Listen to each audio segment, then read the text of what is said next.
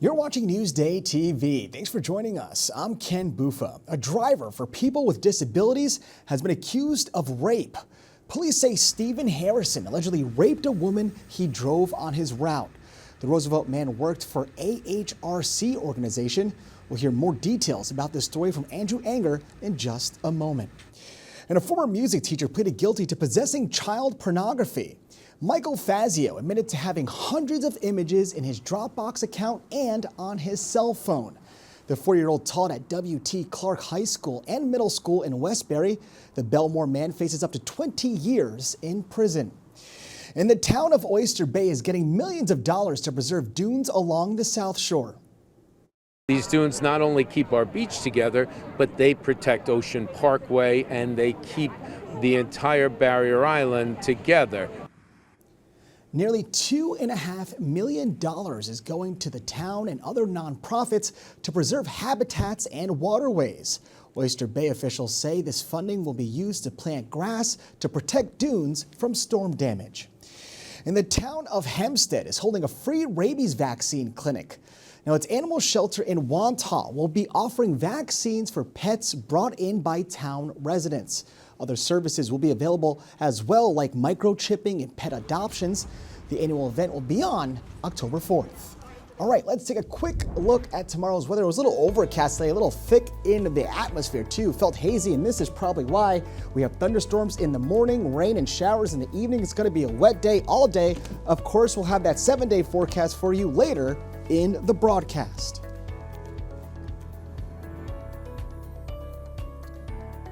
Now, a driver for people with disabilities has been accused of rape. Andrew Anger has this story.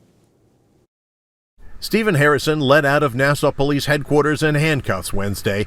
The 62-year-old man from Roosevelt now accused of rape, sexual abuse, and endangering the welfare of an incompetent or physically disabled person. Prosecutors say Harrison was a van driver at AHRC Nassau, a group that advocates for people with intellectual and developmental disabilities in Brookville. According to prosecutors, on September 12th in the parking lot of the Jericho Home Depot, he abused a 27-year-old woman with autism in the back of his van. The woman, prosecutors say, repeatedly said no and only recently told her family about the abuse. Prosecutors also said in court that the alleged abuse happened multiple times here in the Home Depot parking lot, dating back to March of 2022, and that they have some video evidence. After Harrison's court appearance, his family and attorney did not want to discuss the charges. He's now being held on $250,000 bail or $500,000 bond. A spokesperson for AHRC Nassau says Harrison, a 24-year employee, has now been suspended with pay. In a statement, the organization added, "We take all allegations of abuse seriously and are fully cooperating with law enforcement and regulatory agencies to support the investigative process and ensure appropriate action is taken." Neighbors on Harrison's Roosevelt Street who spoke to us off camera said he was a likable man and were stunned at the news. In court, prosecutors added there could be more victims. The Nassau DA's office confirming additional complaints are now being investigated. A spokesperson telling Newsday anyone who believes they may have been victimized by this defendant to contact NCPD's Special Victims Squad. Andrew Enger, Newsday TV. A new AAA survey finds 96% of people admit to driving aggressively. Newsday's John Asbury dives deeper. The study interviewed 3,000 people nationwide that discussed aggressive behaviors they've done, including speeding, cutting people off, tailgating. About 80% of people admitted to running through a yellow light to catch a red. More than half of people admitted to speeding, and aggressive behaviors including tailgating, making an obscene gesture, and glaring at other drivers is also on the uptick. Just like the rest of the nation, it's happening everywhere on Long Island. Particularly, people see it on the Long Island Expressway, they see it on the Southern State. Everyone's got a place to go, and everyone's trying to get there as fast as they can. Read more about Newsday's year-long investigative series looking at Long Island's dangerous roads on Newsday.com. Golf fans are taking over Bethpage Black for the Ryder Cup, and they've been pleasantly surprised by the food provided. Carissa Kelman has more.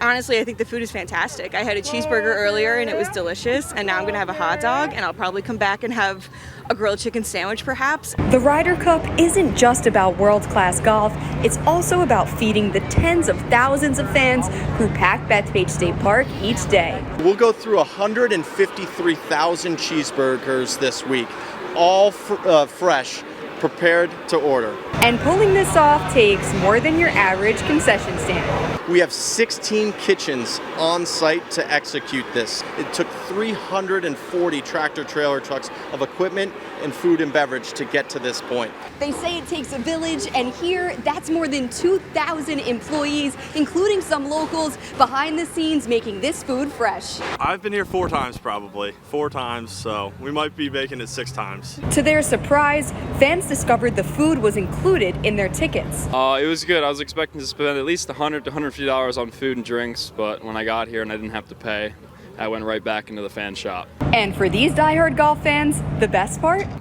We're spending the least amount of money and we're watching a lot more golf, I feel like, so I think that's really nice. The entire concession stand has run so seamlessly that folks have been able to come in and out, get their food, and get right back on the course and see their favorite players. From Bethpage, I'm Carissa Kelman for Newsday TV. Hey everybody, I'm Evan Barnes with Newsday. We are here at the Giants facility where the news of the day, Jackson Dart is the Giants' new starting quarterback. Brian Daboll made the decision on Tuesday, informed both him and Russell Wilson. So the Jackson Dart era is here. Russell Wilson started the first 3 games. The Giants are 0-3. The offense did not look good, so it's time for a change. Now, Jackson Dart appeared in the last 2 games for only 6 plays combined, 4 handoffs, 2 runs, but Daboll feels he is ready. Jackson Dart said he is ready. He wants to bring a little bit of swagger, some confidence, just be himself. And we'll see how it works for the Giants. They need something. They're playing the Chargers, who are 3-0 at MetLife Stadium Sunday, and they need a win. So for that, I'm Evan Barnes.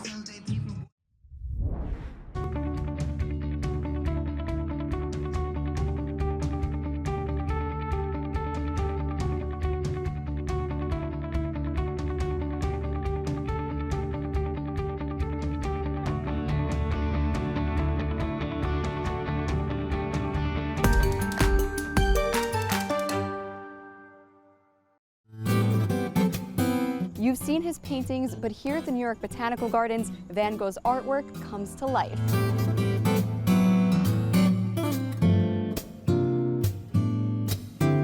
We worked with an artist who recreated from the painting exactly his original idea, which was a vase with these beautiful iris flowers. And outside, it's not just a few blooms, it's thousands. In our greenhouses, we grew 7,000 plants, all of sunflowers. And about every 11 days or so, they come in and they plant new ones, and they plant about 175 a week. Through October 26th, Van Gogh's flowers are bigger, brighter, and alive. My favorite part about the sculptures is that these actually move just like real sunflowers move towards the sun. After Van Gogh feeds the soul, just minutes away, Arthur Avenue feeds the stomach. Fresh seafood on the sidewalk. On Arthur Avenue, this is fast food. Oysters at Cosenza's, sausages overhead at the Calabrian pork store, and at Mike's Deli, mozzarella magic. Wow. Isn't that amazing? It is. It's like mozzarella, but not. Right. It has something else to it. Dry texture. And the viral mashup everyone's talking about, Italian sushi. It looks just like sushi. How about you start eating it? Thank you. Go ahead, manja. It's everything you can imagine. I'm better. From petals to pasta, only in the Bronx. For Newsday TV, I'm Carissa Kelman.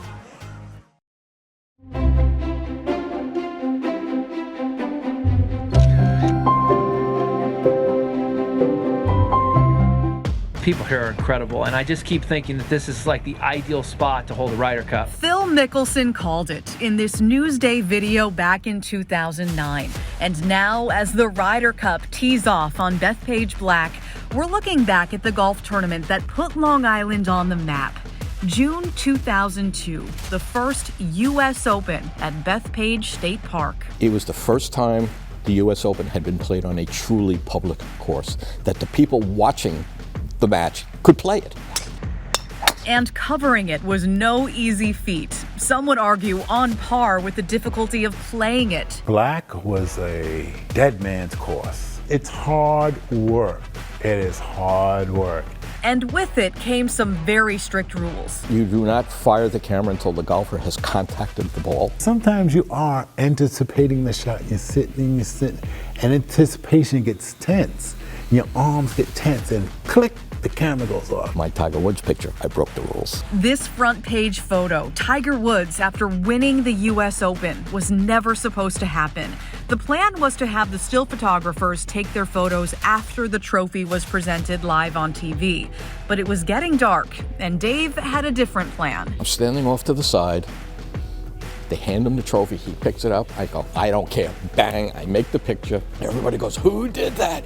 I was halfway to the photo trailer at that point. Tiger Woods, just 26 years old at the time, was a golf icon. To see how many people, the wave that would just follow him from hole to hole to hole. You know, it was huge. The New York sports fans treated golf like it was a Yankee World Series game or a Giants Super Bowl. They would cheer, and the players loved it because they didn't get that at other courses. The fans were giving them advice from the sidelines. You know, maybe you should use this club here or hit it this way because they've played the course before. Bethpage Black, known to be a challenging course, dates back to 1936 and has hosted several other notable tournaments, including the 2009 U.S. Open and the 2019 PGA Championship. Now on the international stage once again with the 2025 Ryder Cup. Reporting for Newsday TV, I'm Macy Eglund. All right, let's take a closer look at your 7-day forecast to see how the weekend is. In case you want to go golfing and check it out, it's going to be dry and fairly mild. We're 80s on Friday, which is a bit of a heat spike for us, but then 70s until Monday. It's going to be a nice weekend, but clouds will be overhead. It looks like we're staying dry as long as we get through Thursday. Long Island weather is brought to you by PTRC. For more on the stories you've seen here today, head over to Newsday.com. Click Get More, well, the Newsday TV video box. I'm Ken Buffa. More news coming up.